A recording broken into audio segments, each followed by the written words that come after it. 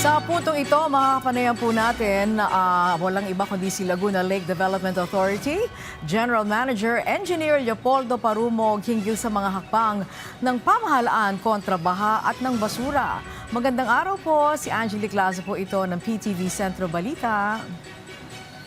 Magandang hapon, Ma'am Angelique.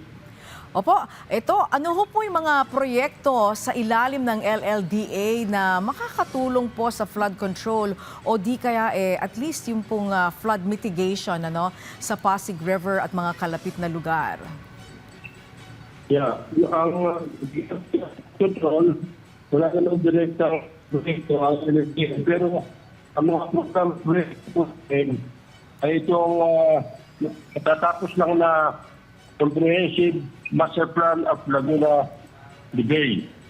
Ito po ang tree planting and water drilling, abot kamay mission and action. Ang pang-press na press po ngayon, itong long delayed Parañaque Speedway project na pinukonsidera sa ating Pangulong Marcos ng Public Works at MMDA. At ito po ay sinusulong din ni GM Parumog at ni Secretary Q ng Department of Agriculture. Kasama po ang mahigit 30,000 mangisda ng lawa. Okay. Yun po. Alright. So paano ho makakatulong? Ito pa, may mga puno po kayong napakita dito sa sa presentation. Ano po ba yan? Mangrove po ba yan? Ano po yan? Ito po kasi regular namin ginagawa itong abot kamay. Ito yung coastal cleanup. Kasama po dito yung bamboo tree planting. Okay. At ito pong pagkatanim ng bamboo, libo-libo na po na itanim namin sa paligid ng Laguna Lake shoreline. Malakas matibay po ito na pangharang sa baha at may iwasan yung pag-erode ng mga lupa sa paligid ng Laguna Lake. Ayun, opo. At kasi nga po may mga bayan po sa paligid ng lawa na talagang madalas pong lubog sa baha kahit na po wala namang bagyo. So mapipigil na po yan. Mm-hmm. Okay, ano po ba?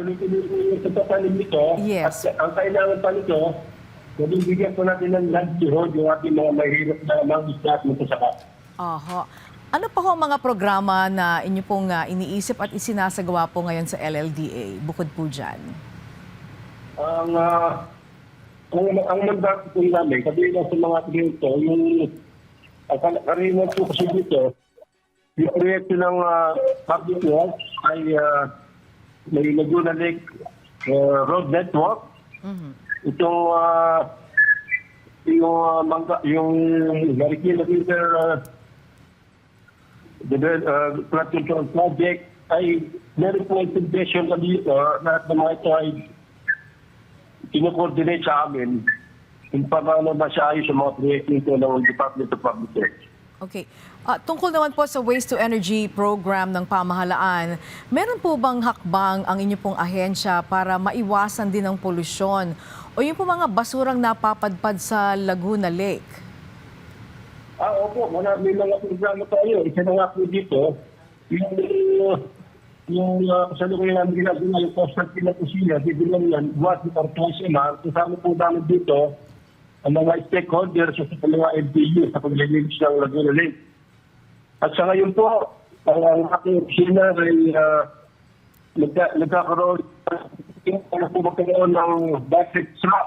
Ito po yung paghaharang na basura na diniretso sa Laguna Bay. Lahat po ng ilog, sapa na tumatapon sa Laguna Bay, ay lalagyan po namin ng trap. Maraming basura hindi na magtutuloy sa Laguna Bay.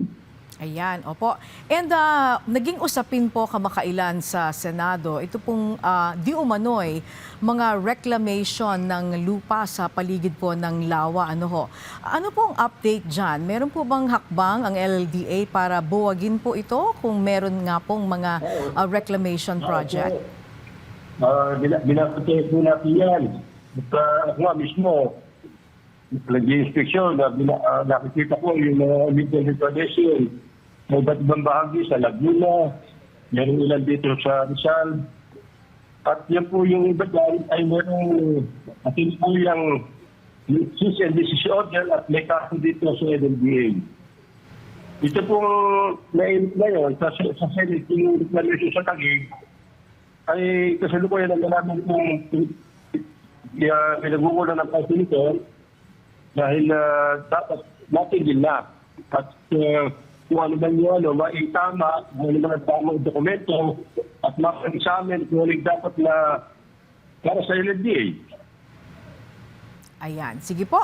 Maraming salamat po sa panahong binigay niyo sa amin at ang mga paliwanag. Laguna Lake Development Authority General Manager, Engineer Leopoldo Parumog. Magandang hapon po sa inyo, GM.